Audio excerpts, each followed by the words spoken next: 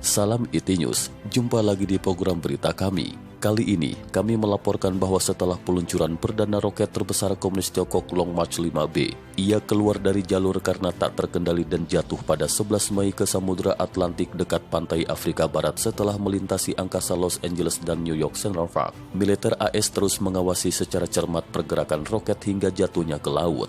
Mari simak info selengkapnya. Sejumlah media melaporkan bahwa roket Long March 5B diluncurkan pada 5 Mei 2020 dengan membawa sebuah kabin berawak yang mirip dengan Dragon Spacesoft 2 untuk pengujian perdana. Tetapi roket besar dengan berat 18 ton ini mengalami kelainan selama proses kembali ke bumi. Setelah mengorbit bumi selama seminggu, inti roket bertabrakan dengan atmosfer kemudian meluncur keluar jalur tanpa terkendali masuk atmosfer pada 11 Mei. Militer AS, perusahaan dirgantara swasta dan perusahaan lain terus melacak objek tersebut. Sebuah laporan pelacakan yang dikeluarkan oleh militer AS pada 10 Mei menyatakan bahwa puing-puing roket masuk kembali ke atmosfer dengan waktu yang sulit diprediksi. Perubahan ketahanan atmosfer dan aktivitas matahari dapat mempengaruhi waktu untuk kembali ke atmosfer.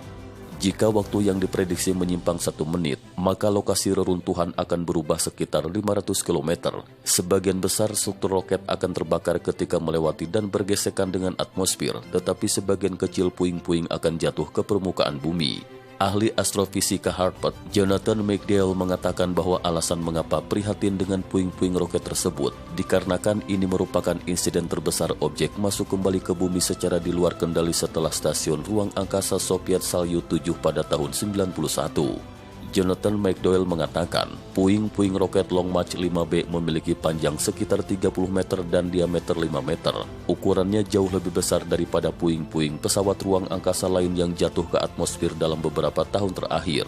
Yang terburuk mungkin menghancurkan rumah, tetapi itu akan menjadi kerusakan lokal bukan kerusakan yang luas, mirip dengan puing-puing yang jatuh ke tanah dari pesawat terbang.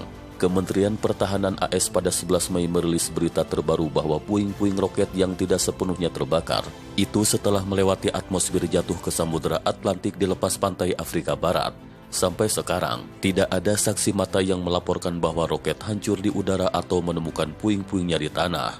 Menurut laporan media Tiongkok bahwa roket Long March 5B memiliki panjang 53,7 meter dan berat lepas landas sebesar 849 ton. Setelah menyelesaikan misi peluncurannya pada 5 Mei mengalami kelainan dalam proses kembali ke bumi, roket terbang mengelilingi bumi dalam orbit elips dan jatuh.